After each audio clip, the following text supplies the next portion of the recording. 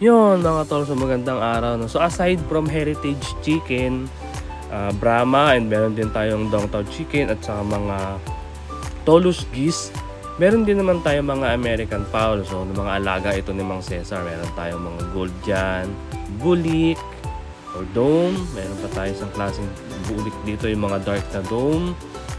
Meron din tayong mga hennies. So yung mga bloodlines na umiikot sa yard natin are mostly Kelso, Sweater, meron tayong some round heads. Ano pa ba ibang bloodline na nandito sa yard? Meron tayong mga Peruvian infused, no? Kasi meron tayong hen na 50-50 Carmela and Hatch. Ayan, so meron tayo dito. Also meron din tayong mga Hatch. Ito Hatch dome to, itong dirty dome na yan. Itong mga golds are mga sweater, no? So some of our reds are Kelso. Itong mga henny natin is mga sweater din karamihan ng bloodlines nila, no? So yun lang yung mga umiikot na bloodline dito sa ating yard. So unbanded.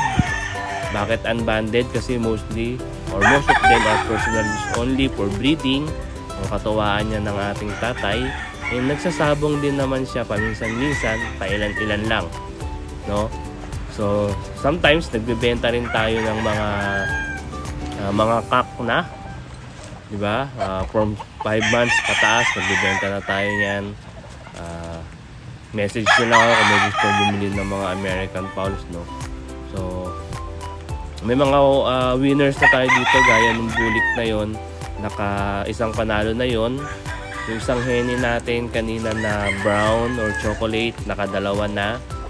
And then yung meron, ito, na one time winner na tong Kelso na to. Yan, nandun sa video na yan.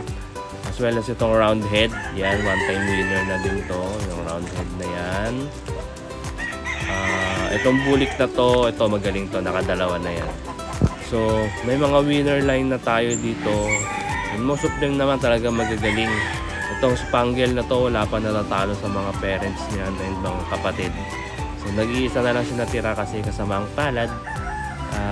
Yung tatay nun isasabong na lang or ilalaban na lang. Nanakaw pa sa kulungan, no?